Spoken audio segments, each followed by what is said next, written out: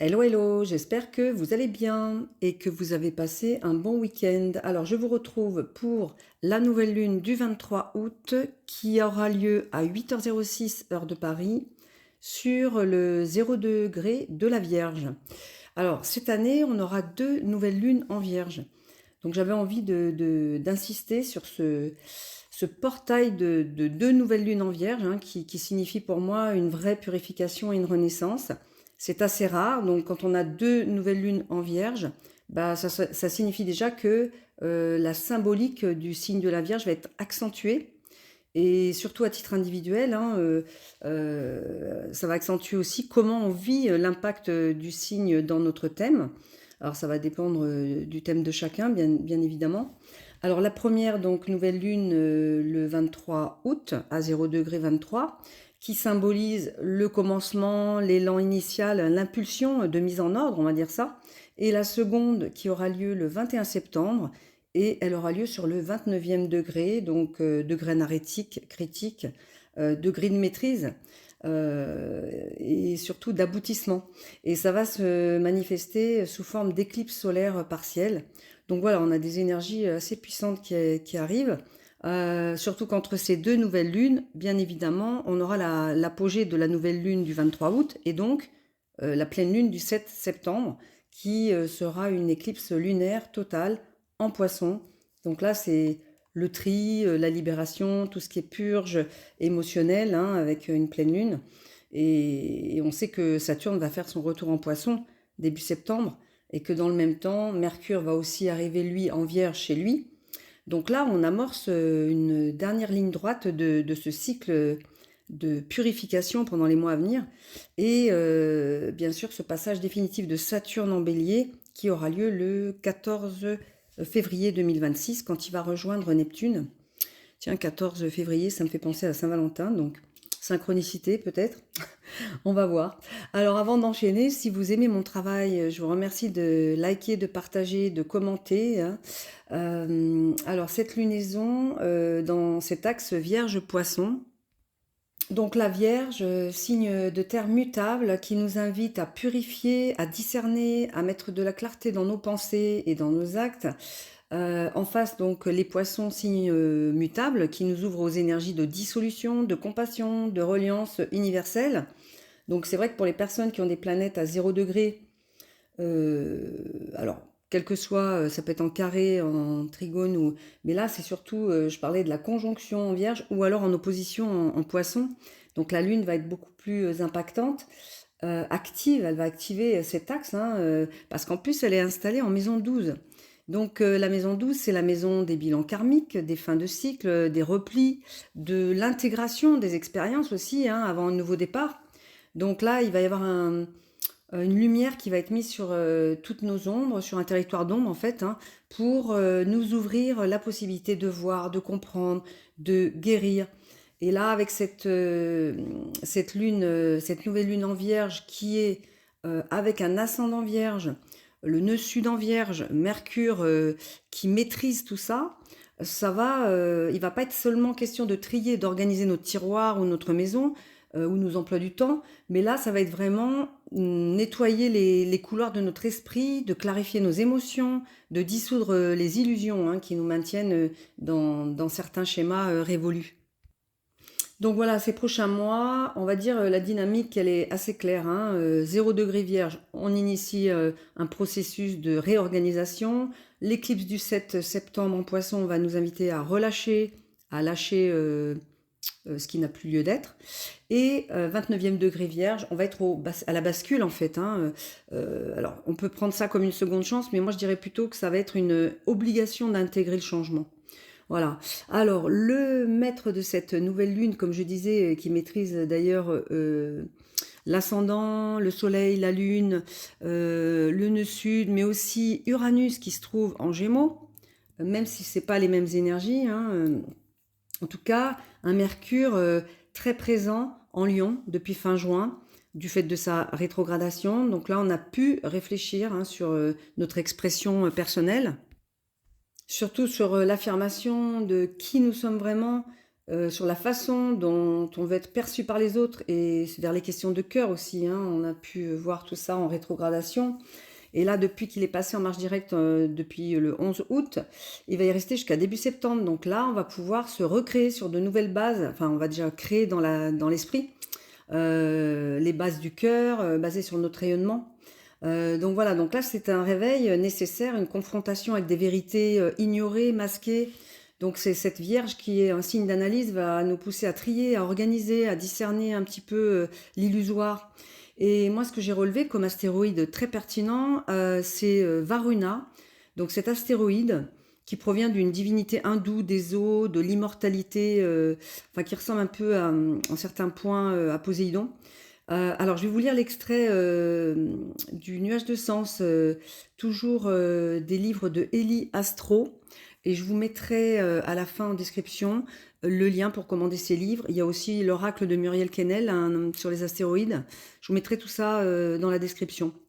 Et également, comme je le disais lors de mon dernier post, je fais des guidances astéroïdiennes sur vos planètes personnelles. Donc, tout ça, vous aurez les liens dans le texte de description. Donc Varuna est présenté comme le régent du royaume de l'eau, celui qui est sur la voie de la délivrance après la mort. C'est le Dieu qui règne sur le monde, qui s'occupe de l'ordre du monde. Il possède la souveraineté spirituelle. C'est un Dieu justicier qui punit tout ce qui ne correspond pas à l'ordre ou qui cause un dérèglement. Donc une sorte de gardien de tout ce travail effectuel qu'on a pu effectuer. Il va faire l'entretien préventif en fait pour s'assurer qu'on ne retombe pas dans nos travers et surtout qu'on tout ce qu'on a travaillé, qu'on ne remette pas en cause en fait tout ça, et il va donc agir pour nous ramener dans le droit chemin, enfin dans le chemin qui est le nôtre si on peut dire. Voilà, donc les mots-clés, c'est donc gardien de l'harmonie cosmique, crise, épuration, ordre, loi, authenticité. Et on a aussi l'astéroïde Fortuna qui renforce ce rôle de récolte en fait, hein, la fortune, on va avoir une fortune, mais c'est pas matériel en fait, hein, donc qui renforce ce rôle de gardien et d'harmonie cosmique. Donc c'est là Mercure, il est très très important là dans cette nouvelle lune parce qu'il agit comme une conscience supérieure qui nous ramène vers notre véritable chemin. C'est le messager des dieux. Et en plus, il est directement lié à Uranus, son octave supérieure. Donc voilà, c'est très important d'écouter les messages qu'on peut recevoir par rêve, intuition, synchronicité.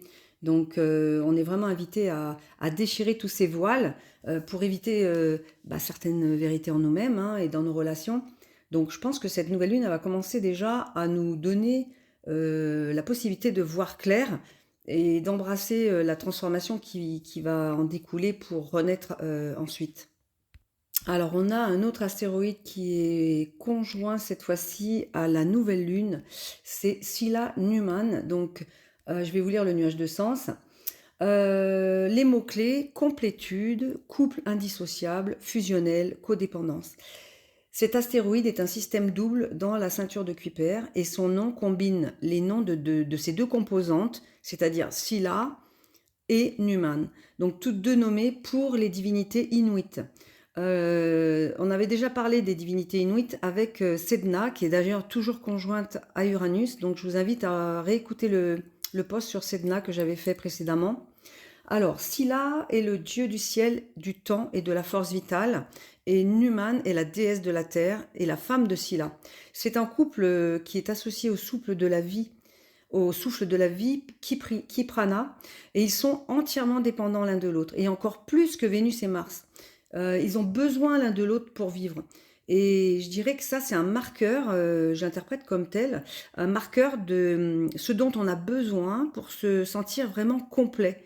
Donc cette nouvelle lune, elle pourrait nous demander de peser, enfin de savoir peser le poids des situations, le poids des décisions à prendre pour vraiment, comment dire, c'est comme si elle va nous donner la capacité en fait de résumer clairement pour nous-mêmes toute la portée générale de toute situation dans la vie.